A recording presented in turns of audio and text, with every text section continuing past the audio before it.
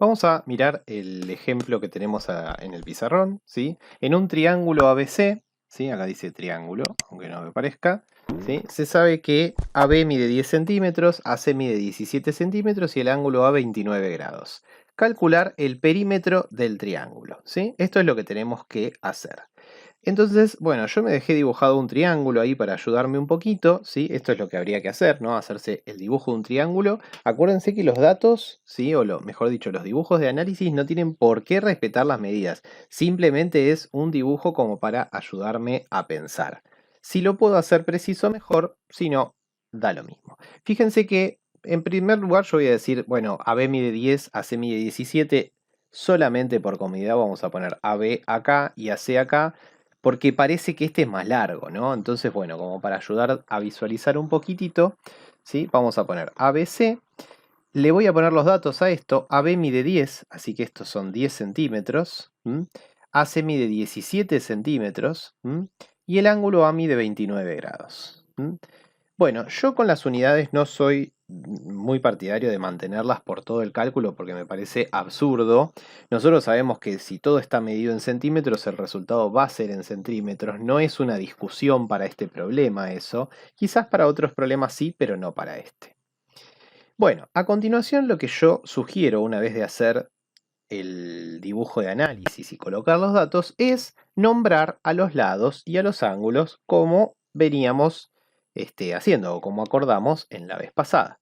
Entonces este es el ángulo A, por lo tanto este va a ser el lado A. Este es el ángulo C, así que este va a ser el lado C. Y si este es el ángulo B, este va a ser el lado B. Como necesito calcular el perímetro, lo que necesitaría calcular es el lado A. Ahora, podría pasar, ¿sí?, que ese cálculo no fuera directo. En este caso, me parece que vamos a tener bastante suerte. En primer lugar, notamos que no tenemos ninguna información de que el triángulo sea recto, así que no lo vamos a suponer. Y lo que vamos a hacer luego es analizar si nos conviene utilizar el teorema del seno o el teorema del coseno. Acá tengo una cosa que decir.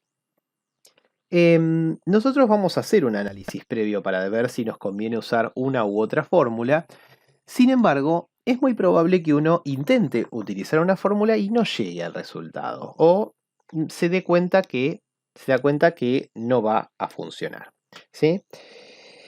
Vamos a hablar un poquito de esto un poco más adelante. ¿Sí? Pero ahora lo que vamos a hacer es plantear lo siguiente. Tenemos dos lados y un ángulo. Los otros dos ángulos no los podemos calcular, porque si bien la suma de ángulos interiores es 180, yo no sé cuánto valen este y este, porque de repente 180 menos 29 son 151, pero entre estos dos podrían sumar de muchas maneras 151 grados.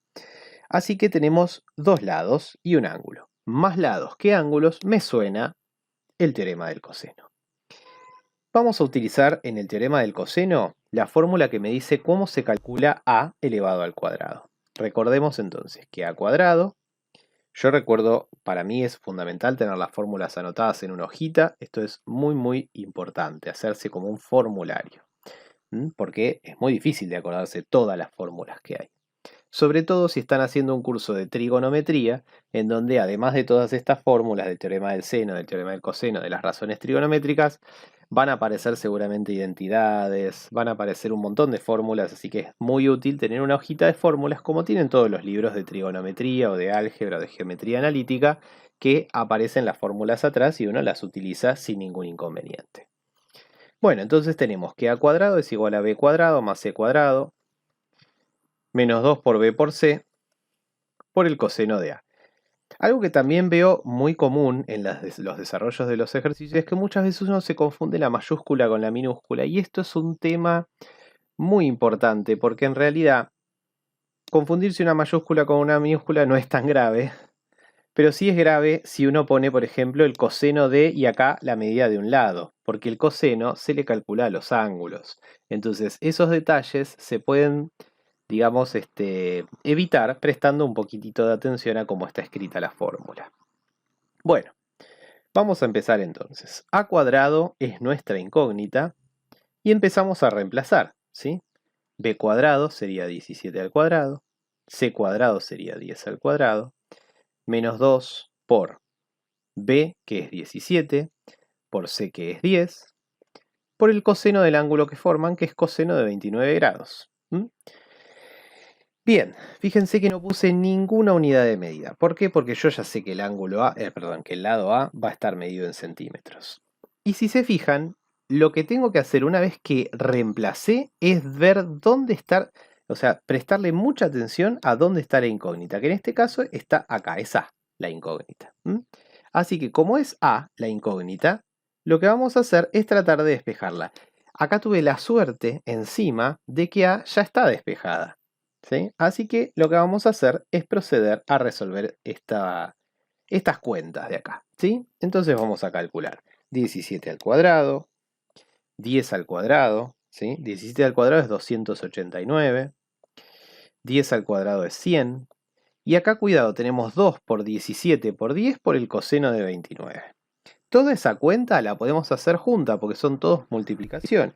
Entonces en la calculadora ponemos 2 por 17 por 10 por el coseno de 29 grados, cuidando que la calculadora, recordemos que tiene que estar en el modo en el modo correcto. Y esto me da aproximadamente 297,37. Vamos a tomar un acuerdo en todos estos problemas que hagamos de tomar dos decimales. Siempre al trabajar con senos, cosenos y tangentes, los valores van a ser aproximados. Finalmente, lo único que tengo que hacer es hacer la cuenta. De hecho, esta cuenta se puede hacer derecho con la calculadora. En este caso yo decidí hacerla despacito, digamos, o paso a paso, para que veamos que se puede hacer de esa forma. Si hacemos esa suma, me da 91,63. Por lo tanto, lo que podemos pensar es que A va a ser la raíz cuadrada de este 91,63, ¿sí? La raíz cuadrada positiva, ya que A es una medida. Si calculamos la raíz cuadrada positiva de 91,63,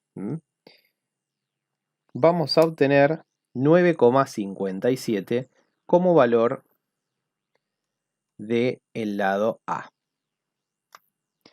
¿Sí? A ver, vamos a poner 9,57, ¿sí? Como el valor del lado A. Y de esta manera hemos calculado el lado A. Si queremos calcular el perímetro, recordemos que el perímetro es la suma de los lados.